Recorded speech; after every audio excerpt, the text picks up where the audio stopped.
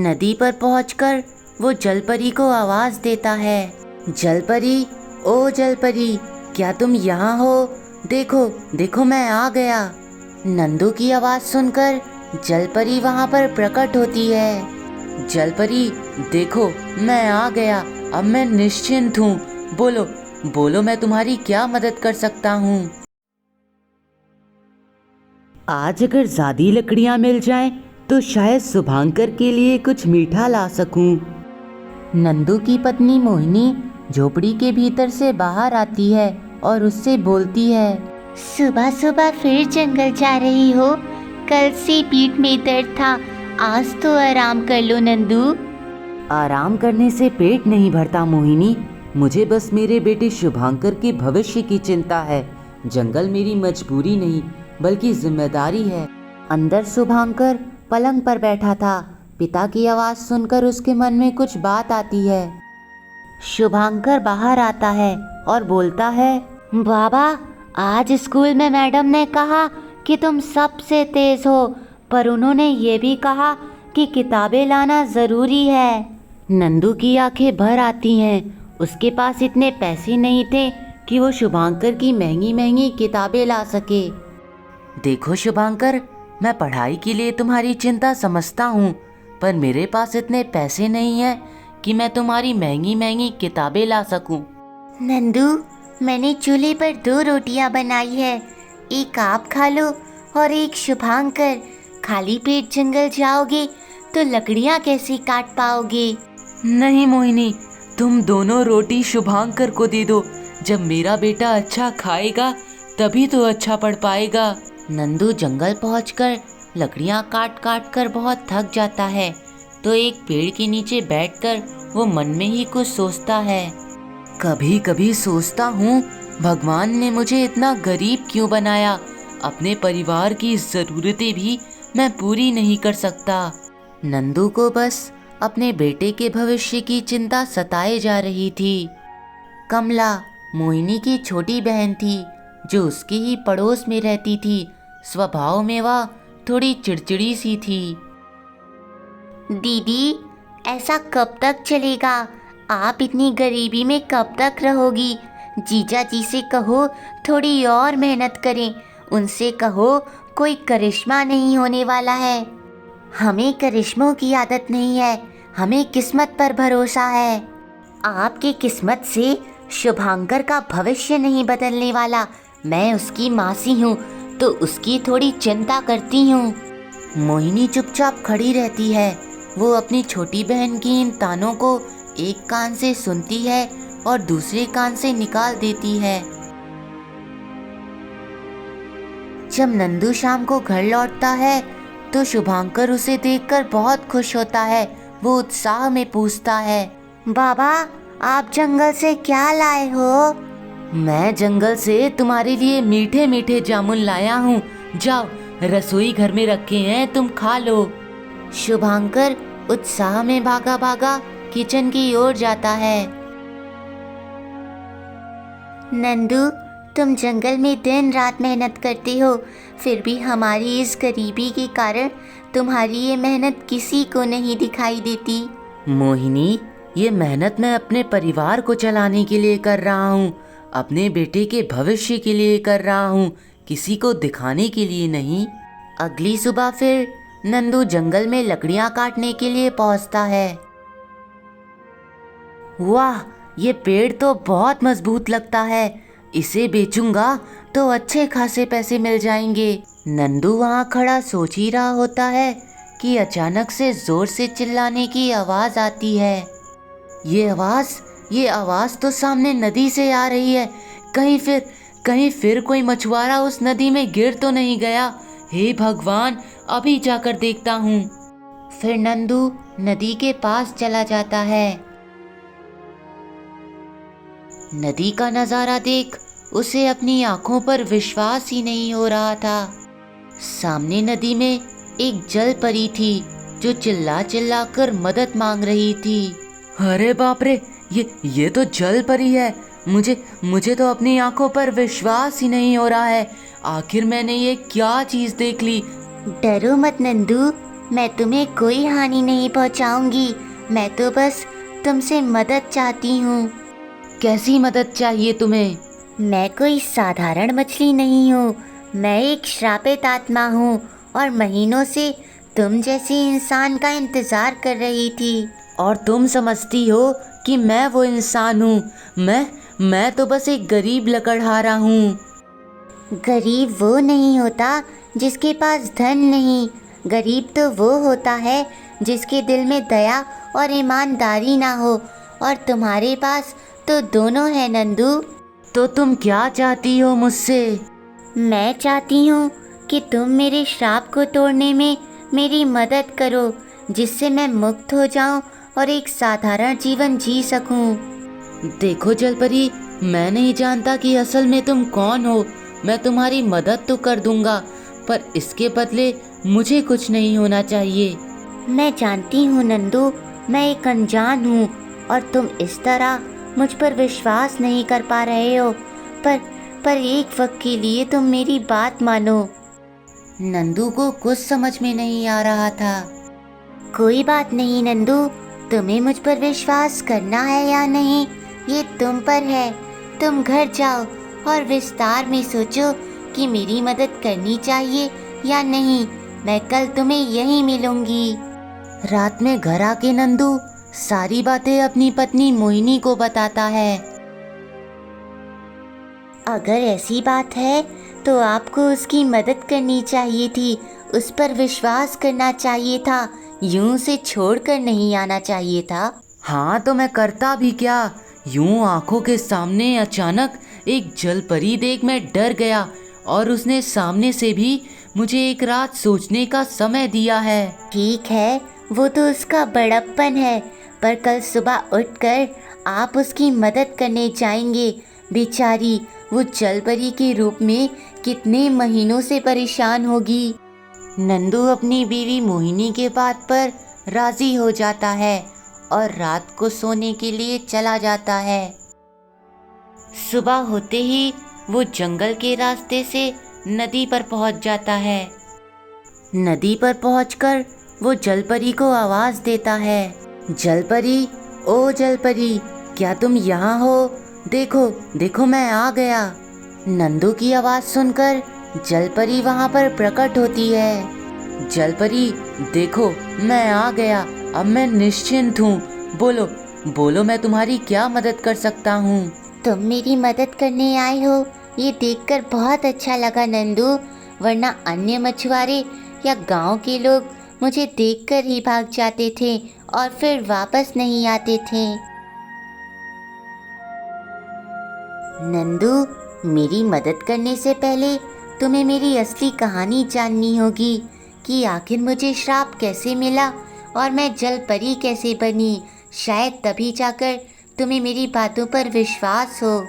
देखो, मुझे तुम पर विश्वास है, फिर भी अगर तुम अपनी कहानी सुनाना चाहती हो तो सुनाओ।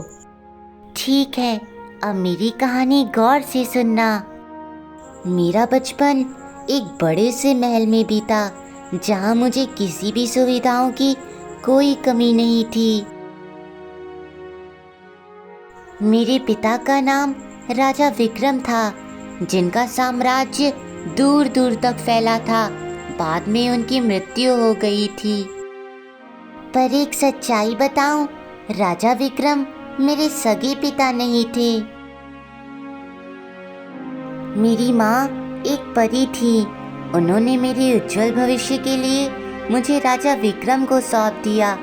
एक दिन वो मेरे पास आती हैं। जिस वक्त वो मुझसे मिलने आई थी, उस वक्त उन्हें इस बात की खबर नहीं थी कि राजा विक्रम की मृत्यु हो चुकी है। हेमलता, आज तुम्हें कितने सालों बाद देख रही हूँ बेटा। तुम कैसी हो? और तुम्हारे पिता राजा विक्रम, वो कैसे हैं बेटा? माँ पिताजी नहीं रहे, वो मुझे छोड़कर हमेशा के लिए चले गए। माँ, क्या राजा विक्रम की मृत्यु हो गई? अब तुम्हारी जिम्मेदारी कौन लेगा? कहीं उनका बेटा आदित्य तुम्हें इस राज्य से हमेशा के लिए निकाल ना दे। क्या माँ, कुछ भी बोलती हो, आप चिंता मत करो। आदित्य भैया बहुत अच्छे हैं, वो तो मुझे बहन मानते हैं, वो मुझे राज्य से कभी नहीं निकालेंगे। फिर भी जैसे कोई चिंता उस वक्त माँ को सताए जा रही थी। महीनों बाद जंगल की यात्रा पूरी करके मेरे पिता के सगे बेटे आदित्य वापस लौटते हैं।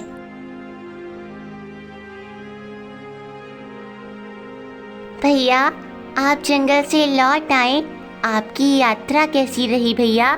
मेरी यात्रा बहुत अच्छी रही बहना, पर मुझे तुमसे कुछ बात कहनी है। मुझे तुम्हारी चिंता रहती है, इसलिए मैं चाहता हूँ कि तुम एक अच्छा लड़का देखकर विवाह कर लो। पर अभी पिताजी को गुजरे कुछ महीने ही हुए हैं, राज्य में इस तरह शादी का माहौल बनाना अच्छा नहीं रहेगा। अच्छा, तो अब तुम मुझे सिखाओगी कि क्या सही है और क्या गलत। अगर पिताजी होते तो वो भी तुम्हारा विवाह करवा देते। मुझे बस तुम्हारे भविष्य की चिंता है, वरना तुम्हारे विवाह से मुझे क्या। तभी वहां पर मेरे राज्य का सबसे पुराना तांत्रिक रक्तनाग आता है। रक्तनाग काले जादू का महारथी था, जिस कारण राज्य में उसका आना जाना बना रहता था। रक्तनाग, अच्छा हुआ तुम यहाँ आ गए। मैं तुम्हारे लिए खुशखबरी लाया हूँ। मेरी बहन हेमलता तुमसे विवाह करने के लिए तैयार है। अब जश्न मनाओ। ये तो बहुत अच्छी खबर सुनाई तुमने आदित्य। मैं हमेशा से हेमलता से विवाह करना चाहता था, पर राजा विक्रम के होते ये संभव नहीं हो पाया। उनकी बातें सुन मुझे बहुत गुस्सा आता है। मुझे नहीं पता था भैया, पिताजी के गुजर जाने के बाद इस तरह आपका रंग बदल जाएगा। पर मैं एक बात की पुष्टि कर देती हूँ, मैं इस काले कबूतर से कभी विवाह नहीं करूँगी। तुम शादी करो या ना करो, तुम्हें इस राज्य से जाना ही होगा। वैसे रक्तनाग अच्छा लड़का है, तुम शादी कर लो उससे। रक्तनाग एक ढोंगी, लालची और काला जादू करने वाला काला कबूतर है। मैं क्या, कोई भी स्त्री उससे विवाह ना करे। और मैं तो एक राजकुमारी हूँ। अब मैं इतनी बेइज्जती बर्दाश्त नहीं कर सकता। अगर तूने फिर से अपनी ये चोंच खोली तो मैं तुझे इस राज्य से क्या, पूरी पृथ्वी से हमेशा के लिए गायब कर दूंगा। बाहर तो तू अब इस महल से जाएगा, इससे पहले मैं तुझे कारागार में डाल दूं। चला जा यहाँ से। रक्तनाग, तुम अपने काले जादू का प्रयोग करने के लिए पूरी तरह से आज़ाद हो। तुम चाहो तो इसे श्राप दे दो। रक्तनाग मन में ही कुछ मंत्र पढ़ता है और देखते ही देखते मैं उस महल से गायब हो जाती हूँ। जब मेरे गायब होने की खबर मेरी माँ को मिलती है तब वो सीधे मेरे राज्य में आती हैं, पर वो दोनों मिलकर मेरी माँ को भी बंदी बना लेते हैं। मेरी बेटी को गायब करके तुम दोनों ने अच्छा नहीं किया। अगर उसे कुछ हुआ तो फिर देख लेना, तुम्हारा ये काला जादू कहीं का नहीं रहेगा। कहीं की तो अब आप नहीं रह जाएंगी रानी साहिबा। कारागार और मंत्रों के बीच अब सड़ती रहेंगी आप। जब मेरी आंखें खुली तो मैं जल परी बन चुकी थी।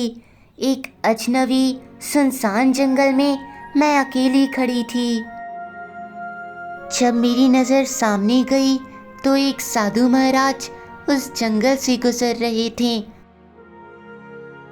मुझे देख साधु महाराज मेरे पास आकर खड़े हो गए।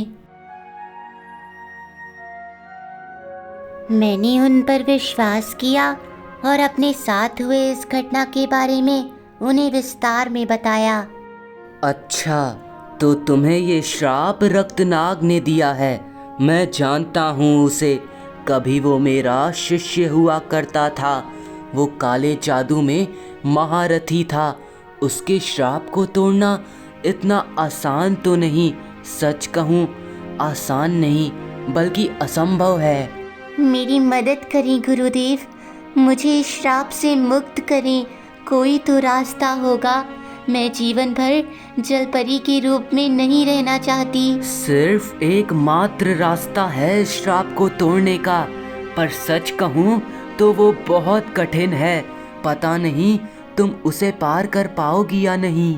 तरीका कितना भी कठिन हो गुरुदेव, मैं उसे पार कर लूंगी। बस इस जलपरी के रूप से मैं मुक्त होना चाहती हूँ। जब कोई ईमानदार व्यक्ति तुम्हारे पूंछ को काटेगा तब तुम्हारा श्राप टूट जाएगा और तुम अपने साधारण रूप में वापस आ जाओगी। सच कहूँ तो मन में बहुत डर था। मैं जानती थी कि इस श्राप को तोड़ने का ये एकमात्र रास्ता है, इसलिए मैं पीछे नहीं हटी। अच्छा, तो ये कहानी है और तुम्हें लग रहा था मैं तुम्हारी बातों पर विश्वास नहीं करूँगा। सच में तुम्हारे भाई और उस तांत्रिक ने तुम्हारे साथ अच्छा नहीं किया। सुनकर अच्छा लगा कि तुम्हें मेरी कहानी पर विश्वास है नंदू। अब अपनी कुल्हाड़ी से मेरे इस पूंछ को काटकर मुझे इस श्राप से मुक्त कर दो नंदू। घबराओ मत नंदू, अपनी कुल्हाड़ी से मेरी पूंछ काट दो। फिर नंदू अपनी कांपती हाथों से जलपरी का पूंछ काटकर उसे इस श्राप से मुक्त कर देता है। तुम्हारा बहुत बहुत शुक्रिया नंदू, आज तुम्हारी वजह से मैं श्राप से मुक्त हो गई। अगर मेरी जगह कोई और होता तो वो भी आपकी मदद जरूर करता राजकुमारी। आपका राज्य यहाँ से बहुत दूर है और अब तो रात भी होने को आई है। आप मेरे साथ मेरे घर चलिए, आज आराम करिए और कल वापस लौट जाइएगा। नहीं नहीं नंदू, तुमने मुझे श्राप से मुक्त करके मुझ पर पहले ही बहुत बड़ा उपकार कर दिया है। अब मैं तुम्हारे साथ तुम्हारे घर चलकर तुम्हें परेशान नहीं करना चाहती। नहीं नहीं राजकुमारी, ऐसा मत कहिए। अगर आप मेरे साथ नहीं चलेंगी तो मुझे बहुत बुरा लगेगा और मेरी पत्नी मोहिनी आपको देखकर बहुत खुश होगी। फिर राजकुमारी हेमलता नंदू के साथ उसके घर जाने के लिए राजी हो जाती है। फिर घर पहुंचकर नंदू सारी बातें अपनी पत्नी मोहिनी को बताता है। अरे वाह, ये तो हमारा सौभाग्य है कि राजकुमारी का श्राप आपके हाथों टूटा और वो हमारे घर रात बिताने आई हैं। राजकुमारी, ये हमारी छोटी सी कुटिया है। यहाँ आपको आपके महलों जैसा सुख तो नहीं मिलेगा, बस इतना ही कर सकते हैं हम। ऐसा मत कहो बहन, आज आप लोगों ने मेरी कितनी मदद की है। और वैसे भी उस व्यक्ति के घर में रात बिताना जिसने मेरी मदद की, ये तो सौभाग्य की बात है। आपका बहुत बहुत धन्यवाद जो आपने मेरी मदद की। राजकुमारी, रात बहुत हो गई है, आप इस पलंग पर सो जाओ। मैं और मेरी पत्नी जमीन पर सो जा रहे हैं। कल सुबह होते ही आपके राज्य को ढूंढने चलेंगे। अगली सुबह मोहिनी की बहन कमला राजकुमारी को उसके घर में देख लेती है। वो उसके घर आती है और उससे बोलती है, दीदी, आज सुबह जब मैं आंगन में कपड़े धुल रही थी तो मैंने आपके बरामदे में एक औरत को देखा। उसने रानियों जैसे आभूषण पहन रखे थे। वो कौन थी दीदी? फिर मोहिनी सारी बातें अपनी बहन कमला को बता देती है। क्या दीदी, आप किसी भी औरत पर भरोसा कर लेती हो? मुझे तो लगता है वो कोई चोरनी है। आजकल ऐसी चोरियां बढ़ गई हैं। मोहिनी कुछ नहीं बोलती है। वो कमला के ऐसे चिड़चिड़े स्वभाव को बचपन से ही जानती थी।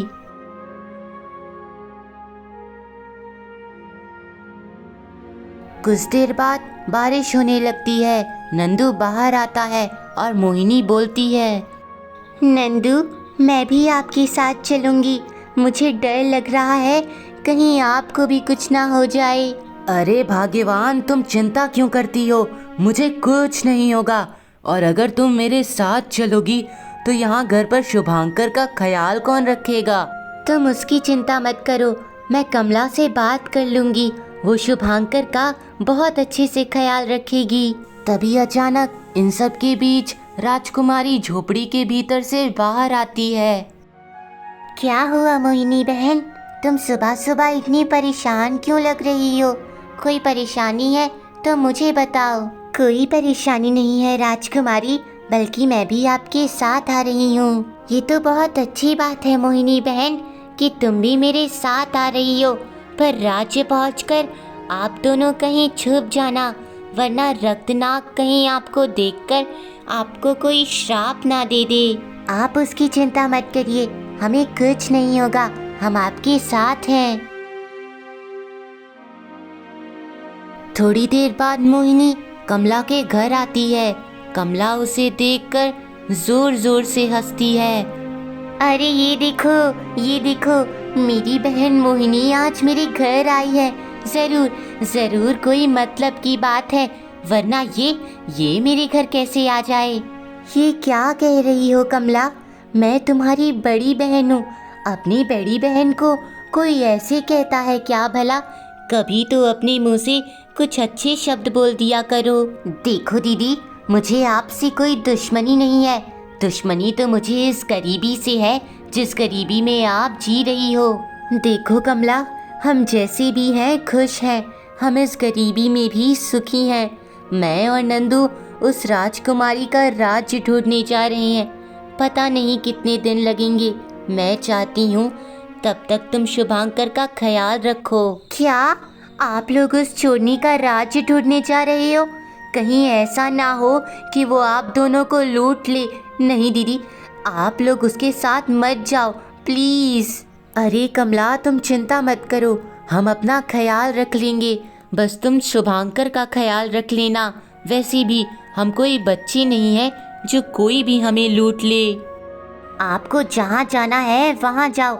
जब आपका मन है कुएं में कूदने का तो कूदो, मैं शुभांकर का ख्याल रख लूँगी। आप लोग जाओ, बेफिक्र कुएं में कूदो। फिर नंदू, मोहिनी और राजकुमारी तीनों अपने सफ़र पर निकल पड़ते हैं। आगे जंगल में पहुंचने पर उन्हें वही साधु महाराज मिलते हैं जिन्होंने जलपरी को उसके श्राप के टूटने का उपाय दिया था। प्रणाम बाबा, मैं वो राजकुमारी हूँ जो श्राप के कारण जलपरी बन गई थी, और आपने मुझे उस श्राप को तोड़ने का एक उपाय दिया था। हाँ पुत्री, याद है। कौन है वो भला व्यक्ति जिसने तुम्हारे श्राप को तोड़ने में तुम्हारी मदद की? ये देखिए बाबा, ये नंदू है, वो ईमानदार लकड़हारा जिसने मेरा श्राप तोड़ा, और ये उसकी पत्नी मोहिनी जिसने मुझे अपने घर में रखा बाबा। और अब हम सब मेरे राज्य को ढूंढने के लिए जा रहे हैं। इस बार आदित्य भैया और उस रक्तनाग तांत्रिक को हम सबक सिखा कर ही रहेंगे। अगर ऐसी बात है तो इस बार मैं भी तुम लोग के साथ चलूँगा। लाओ, मैं तुम तीनों के हाथ में एक कलावा बांध देता हूँ। इससे उस रक्तनाग के श्राप का असर तुम लोगों पर नहीं होगा। इस बार उसकी हार निश्चित है। फिर बाबा नंदू, मोहिनी और राजकुमारी के हाथों में वो जादुई कलावा बांध देते हैं। कुछ समय बाद वो चारों महल के द्वार पर पहुंचते हैं। द्वार पर ही उन्हें तांत्रिक रक्तनाग मिल जाता है। ये कैसे हो सकता है? तू अपने असली रूप में कैसे आ सकती है? किस व्यक्ति ने मेरे श्राप को तोड़ने की जुर्रत की? देखो रक्तनाग, काले जादू का असर ज्यादा समय तक नहीं होता। अंत में सच्चाई की ही जीत होती है। ये जीत ज्यादा समय तक की नहीं है राजकुमारी। इस बार मेरे श्राप से तुम्हें कोई साधु और कोई लकड़हारा नहीं बचा पाएगा। देखते ही देखते रक्तनाग अपने मन में कुछ मंत्र बड़बड़ाने लगता है, पर उस मंत्र का असर उन चारों पर नहीं होता है। रक्तनाग, तेरे इस श्राप का असर इन पर नहीं होने वाला। इनके हाथों में मेरा जादुई कलावा है। अब तेरा तमाशा खत्म। तू मेरा श्राप देख। साधु महाराज तांत्रिक रक्तनाग को अपने शक्तियों से सुअर बना देते हैं। उसकी कीचड़ जैसी सोच अब कीचड़ जैसे जानवर में बदल चुकी थी। वो तीनों राजकुमार आदित्य के कक्ष में पहुंचते हैं। उन तीनों को देख राजकुमार आदित्य बहुत डर जाता है और उनसे बोलता है, नहीं, ये कैसे हो सकता है? तुम वापस कैसे आ गई? तांत्रिक रक्तनाग का श्राप कैसे टूट सकता है? चिंता मत करिए भैया, ना अब रक्तनाग का श्राप रहा और ना वो अब सुअर बन चुका है और अब आपकी बारी है, आपकी गंदी सोच का अंत। राजकुमार आदित्य के लालची सोच ने ही उसे उसके राज्य के ही कारागार में हमेशा के लिए बंद कर दिया। बाद में हेमलता की माँ को भी कारागार से निकाला जाता है। नंदू, मोहिनी, आज आप लोग की वजह से ये सब हो पाया है। आज मैं इस राज्य में अकेली हूँ।